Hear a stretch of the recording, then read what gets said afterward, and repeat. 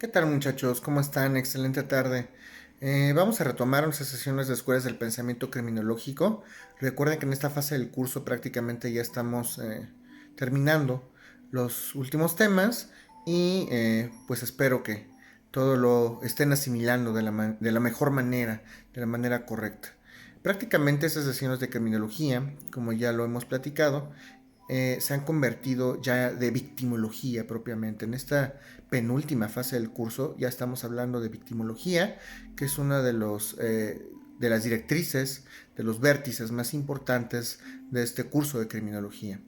Hay algunas preguntas por ahí, algunas inquietudes en torno a lo que he dicho en los últimos videos referentes a que si esta es la última o no la última clase. Recuerda que la última clase que voy a transmitir, de acuerdo al calendario académico, será el 12 de junio. Todavía tenemos algunos temas. Sí es cierto que ya estamos culminando estos tópicos, pero todavía nos faltan algunas cuestiones que ver. La última clase, como lo he indicado, será hasta el 12 de junio. Voy a seguir subiendo algunas sesiones de victimología y de otros estudios que nos faltan propiamente de la materia criminológica. Y después del 12 de junio daremos algunas indicaciones en torno a todos aquellos alumnos que quieran hacer un reforzamiento académico. Vamos a trabajarlo, les daré instrucciones en su momento y posteriormente pasaremos al periodo evaluativo, que es algo que ya hemos comentado. ¿Ok? Entonces, no estén inquietos, todavía faltan algunos temas. Eh, Estamos empezando junio apenas y nos faltan poquitas, pero nos faltan algunas sesiones, ¿ok? Vamos a retomar entonces las sesiones de victimología. Vamos a hablar de algunos autores que son importantes, que son relevantes. Y hoy vamos a empezar por Esat Farhat. Esat Farhat, ¿ok? Este señor, recuerda que todos estos estudios de victimología se retoman después de la posguerra, es decir, terminando la Segunda Guerra Mundial. Estamos hablando de la época del año aproximadamente de 1945, y este señor Esat Fatah o Esat Farhat propiamente escribe algunas obras en la lengua francesa. La víctima culpable, la víctima es culpable, como interrogando, y empieza a analizar todas las facetas que pudieran llegar a tener las víctimas, su pensamiento, su sentir, sus afectaciones, la regulación jurídica que pudieran llegar a tener desde este punto de vista y el tratamiento que pudiera llegar a ser clínico, jurídico o sociológico, qué tipo de repercusiones tienen. Entonces, propiamente Esat Farhat o Esat Fatah se va a abocar propiamente a hacer una serie de estudios de víctimas relacionadas con el homicidio, pero homicidio con robo. ¿Qué pasa con esas personas que matan como móvil o teniendo como móvil particular un robo en particular? Hay predisposiciones, hay una serie de predisposiciones desde el punto de vista victimológico. Y recuerden que vamos a analizar todo el entorno de la víctima en torno a la cuestión antropológica, a la cuestión sociológica y todo este tipo de relaciones con la sociedad, con los conocimientos, con el entorno, con la familia. No solamente lo vamos a estudiar desde el punto de vista del delincuente, ahora también lo vamos a estudiar desde el punto de vista de la víctima. Entonces, vamos a referir Esat Farhat o Esat Fatah. También va a ser una serie de estudios desde el punto de vista personal, desde el punto de vista impersonal, los compañeros de trabajo, qué tipo de repercusiones o qué tipo de influencia tienen las víctimas después de haber sido víctimas de un delito con todas estas personas, ¿ok? Y vamos a hablar de tres fases que desde el punto de vista de SAT pudiéramos llegar a trabajar a nivel victimológico. En primera instancia, SAT va a referir que los delincuentes escogen propiamente a sus víctimas y las víctimas, pues sin lugar a dudas, son en un primer estadio escogidos por los delincuentes. Hablamos de un desencadenamiento propiamente de crimen, que es la segunda etapa. Primero el criminal va a escoger a la víctima. En una segunda etapa se va a desencadenar propiamente el crimen y en la tercera etapa se va a ejecutar propiamente el crimen, que son los tres estadios o los tres momentos que estudia SAT al momento de estudiar este tema de la victimología. Y bueno, pues también hace una serie de estudios de las víctimas que provocan o que propician propiamente el delito, de qué manera pudieran las víctimas provocar o propiciar el delito, ¿ok? Y bueno, después viene un tema interesante y me refiero a las escuelas y a las diversas escuelas que estudian diversas encuestas y puntos de vista de la victimización, ¿ok? ¿Qué personas estudian y hacen encuestas? Esto son un poquito más tipo la escuela de la criminología organizacional, porque nos basamos propiamente en estadísticas. ¿Qué tantas víctimas hay? ¿Hay pocas? ¿Hay muchas? ¿Cómo las vamos a estudiar?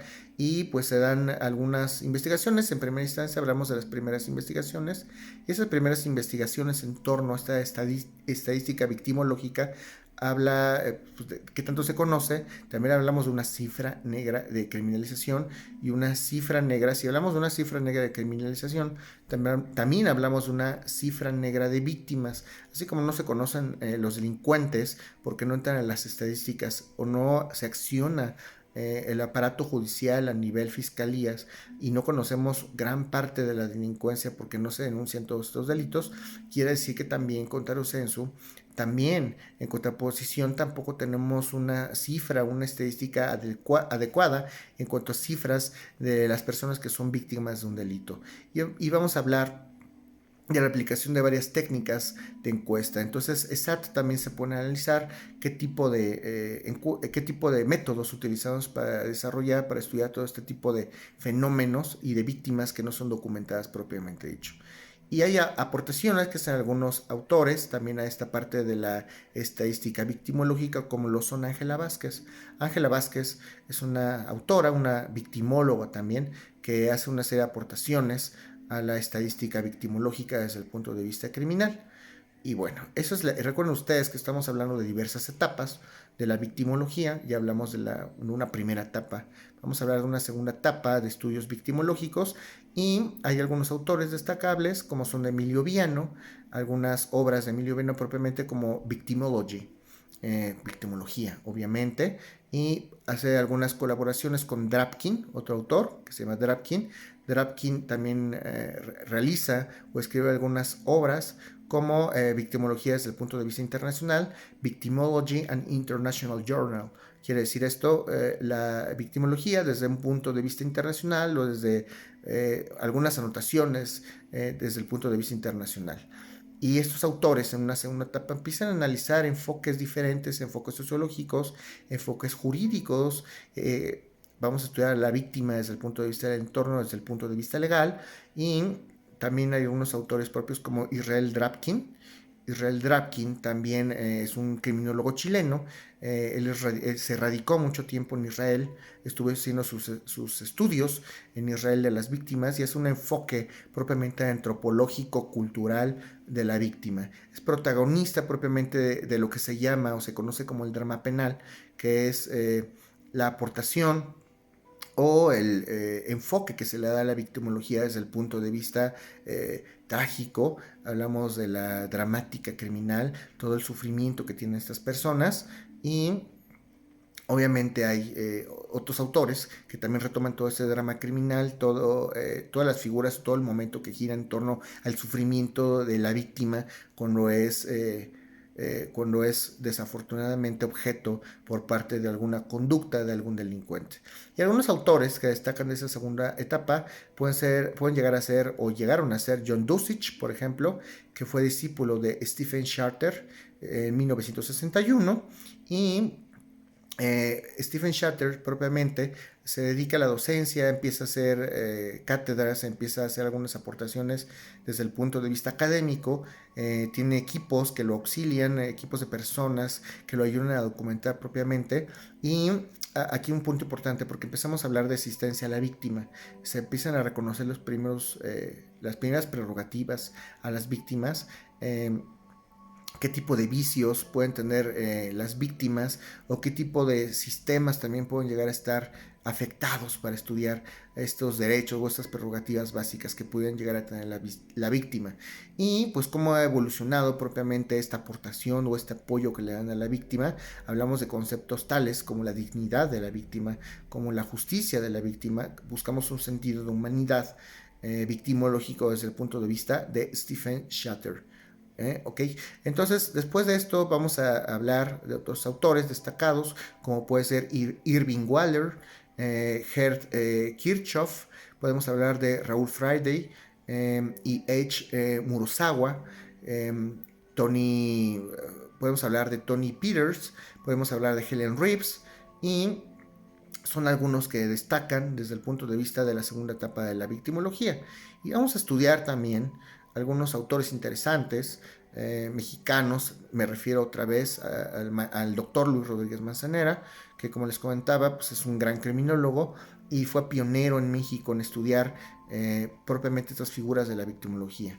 Rodríguez Manzanera, discípulo directo de Alfonso Quirós Cuarón, y él comenzó en 1970 todos estos estudios desde el punto de vista de la victimología, en Jalapa concretamente, y pues aplicó algunos tecnicismos, algunas técnicas propias basadas en la criminología. Obviamente él es un criminólogo y empieza a estudiar diversas facetas del criminal desde el punto de vista de la criminología tradicional.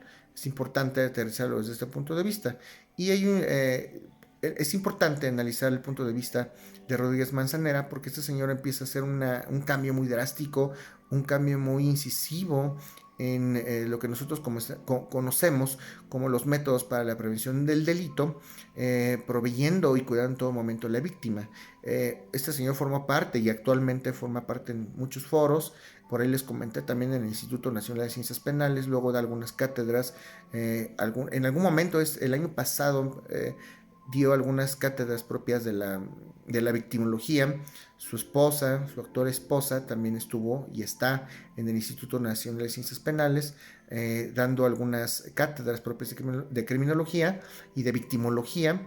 Y pues él también formó parte de congresos, de simposiums, fue presidente de la Sociedad Mexicana de Criminología, es presidente de la Sociedad Mexicana de Criminología, considerado como una total eminencia, y hablamos de una actividad de la cual él formó parte. Él instituyó, él inauguró, hablamos de un simposium internacional de la victimología. Es pionero. Su esposa también es victimóloga, de hecho. Bueno, él es más criminalista, es criminólogo, pero su esposa se abocó propiamente más a los estudios de victimología. Fue pionero, como lo repetí, en 1970, pero pues su esposa se abocó propiamente a eso, hace un simposio propiamente en 1970, hace, de hecho, concretamente el sexto congreso de criminología.